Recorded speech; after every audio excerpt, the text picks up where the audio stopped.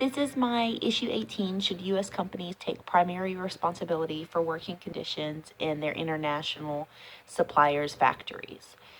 I said yes because a manufacturing salary in the United States averages $30,000 a year plus benefits, whereas Bangladesh, the same manufacturing salary would be $600 a year with no benefits. I'm not sure what the exchange rate is between us and Bangladesh, but I can almost guarantee that $30,000 does not equal $600 a year there. And $600 a year is not enough to support yourself, let alone a family, no matter what country you're in.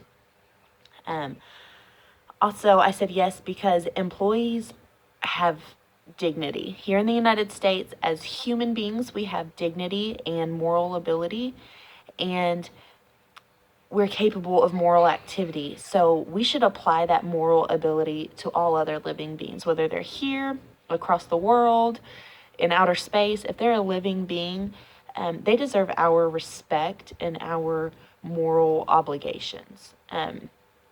Also, these U.S. companies, they're multinational enterprises, which means they're stakeholders, and they have a moral obligation to respect all basic human rights.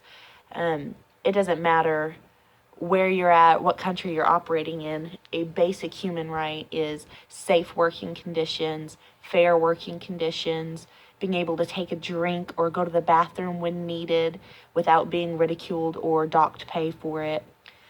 My mom always told me to treat others the way you want to be treated, and I think that absolutely applies in this discussion, because if we were treated that way here in America, there would be lawsuits, there would be media coverage, there would be protesters, and because they're in a different country, they're not getting that voice to speak up for themselves, and I believe that's wrong. It's very similar to the doctrine of respondent superior. The principal is vicariously responsible for actions of its agents regarding the company. So the principal, the main company, which in this case would be here in the United States, are responsible for the actions of their agents, which would be the companies across seas.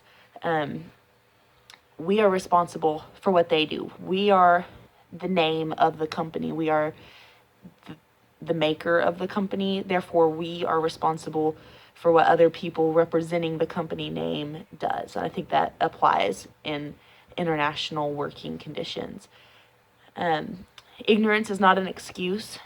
You can find ways to learn what is going on and make a change. You can't play ignorant, like I don't know what's going on across seas.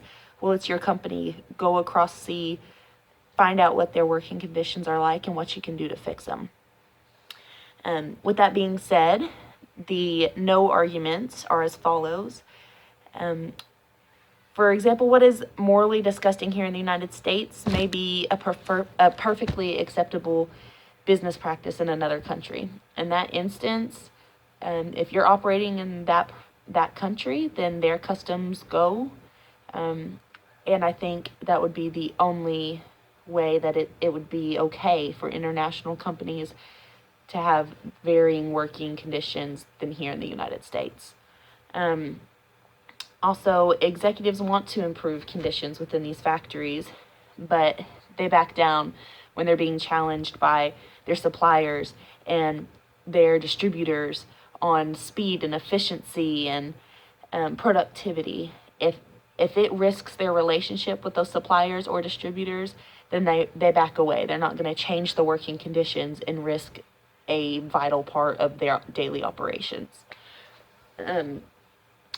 Also, Apple has said that it works for them. What they're doing right now works for them. They're aware of the bad working conditions across seas, but it works for them. They said they'd change everything if they had to, if suppliers told them there's no other choice, but they're pretty much getting away with it, so why fix what isn't broken, is kind of their demeanor in this. Finally, one quote from an Apple executive in the case study was, "You can set all the rules you want, but they're meaningless if you don't provide profit to change working conditions. If you have to squeeze the margins, then you're forcing them to cut safety."